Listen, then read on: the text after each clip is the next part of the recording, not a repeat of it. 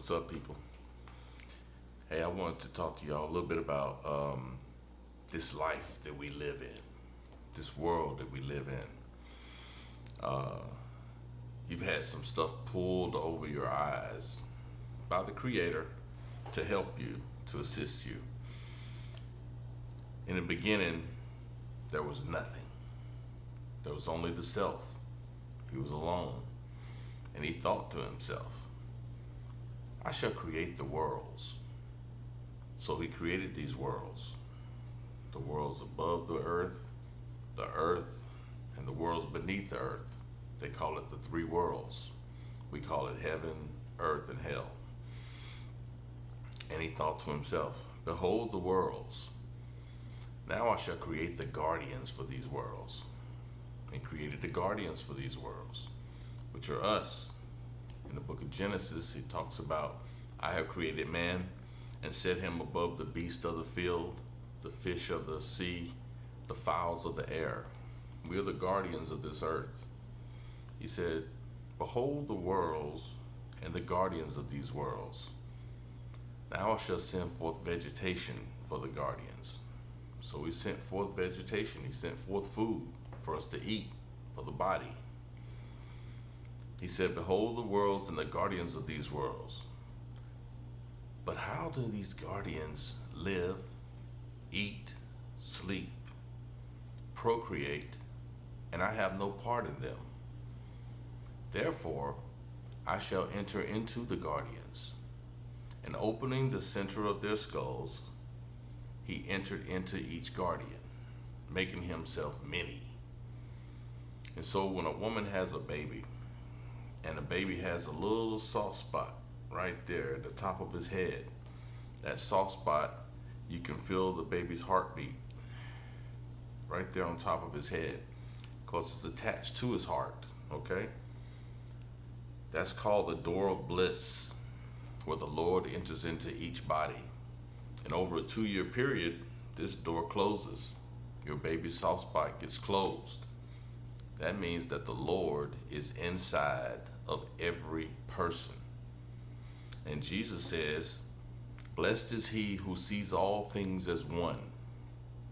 When you can see everybody that you talk to as a soul, instead of this making up what you think about this person by what his body has done in this place. When you can see that the Lord is exercising himself in every single person, you truly see as one. The devil wants you to think that everybody is an individual. But because you can see my finger right now, okay, and I can see my finger right now, it means that we're having a shared experience. Because you can see a car, and I can see the car. We both see what kind of car it is, what color car it is. We're having a shared experience, which means you, at your point or vantage point, and me at my vantage point, are looking at the same object, and we can both see it even though we're separate, means that we are having a shared experience, that we are tied together. In the back of the brain, in the medulla oblongata, that where your conscience is, there's one single conscience, and we are all sharing that one single experience at one time. You ever sat on your couch, chair, played a video game, okay? The object of the video game is to get to the end of it, right? So you start playing the game, you go inside the game, you're sitting on your couch, you're controlling it with your fingers. You've got what's called an avatar in the game. So during the game, you gotta go do these tasks. You got things to do. You gotta go get this, you gotta go get that.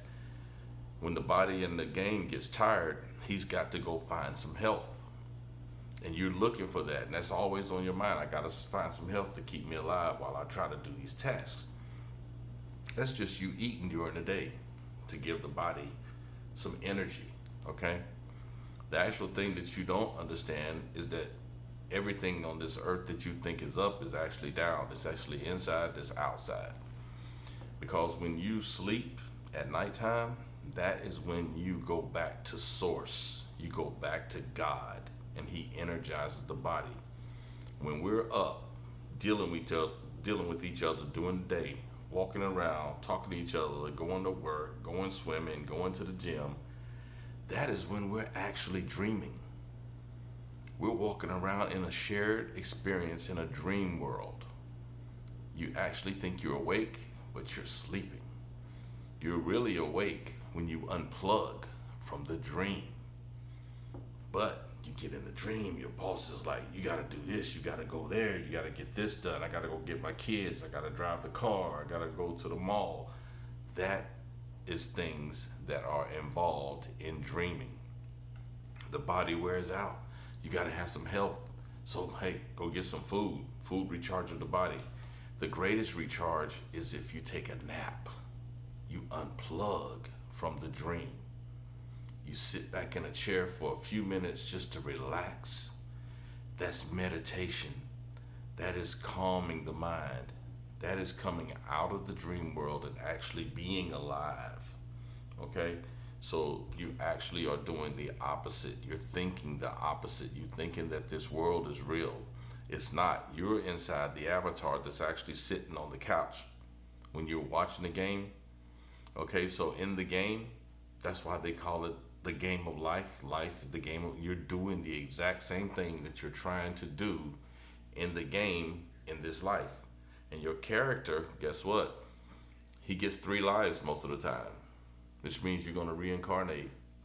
Okay? When you run into something, some travails in your life, something kills you, guess what? You die in that dream and you get the new body immediately. Sometimes you have to go back to the beginning of that life and start over.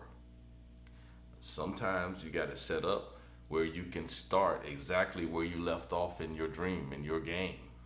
Okay, that's how life is. You can go as far as you want to in this life, and you're trying, the whole goal of it is to get to the end of the game, which is where heaven is, where you can go and relax from your job, from your children, from all this travail, all this stuff that's wearing the body out. Okay, so it's the same exact thing that the game is doing, you're doing in the game of life.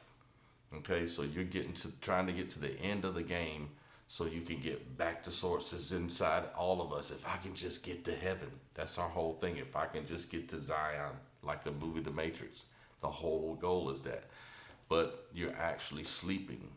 When we're actually up, walking around, dealing with each other, we're actually sleeping because we're in the dream world. We're having a shared experience. Going back to God is that moment when you can just sit still, calm the body. It recharges itself from the source. You're actually unplugging from the game, and you're more awake when you're asleep than you are in this game that we live in. Okay? So the Bible tries to tell you that Jesus said, listen, when you pray, don't be like the heathens. For pretend sake, they make long prayers. They do what they do to be seen by men. He said, but when you pray, go into your closet, close it, go into your closet, and he that hears in secret will reward you openly before others. He's telling you to unplug from the dream, go into your closet, close off the outside external things. That's what happens during sleep, what we call sleep, but you're actually awake because that's where you go to commune with God, when you can calm your mind around this world and go back to Godhead, back to source, back to that place in your life that is quiet. Okay? So don't spend so much time thinking about what you can accomplish in this world. It is not success. A lot of people think success is material gain. Has nothing to do with success. Success is how often can you go back to Godhead, unplug from the dream that you're down here walking around in. Don't be silly all your life.